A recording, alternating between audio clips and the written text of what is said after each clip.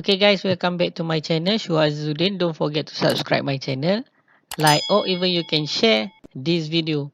This video is regarding how you wanted to increase your audio or volume internally without any hardware, microphones or anything using the Shotcut software. So the first step, this is you going to see the screen of the Shotcut software. So you can just click on the playlist and drag your video inside the playlist. After that, you drag your video inside the timeline and then you can play.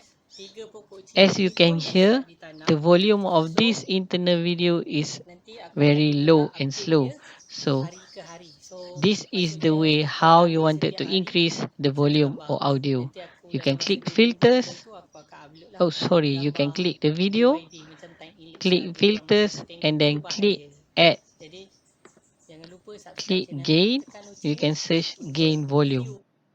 So now I will play the video. So this is the normal, the internal, and then this is we're going to increase the volume. So as you can hear, the volume is increased and then you can even slow down the volume like this.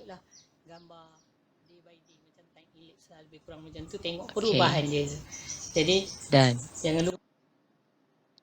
So you can, after that you can, after everything have been done, you can export your video and you can render the video. So thanks for watching. Don't forget to subscribe my channel. See you again for the next tutorial of Shotcut. Bye. Subscribe channel aku, tekan loceng ni.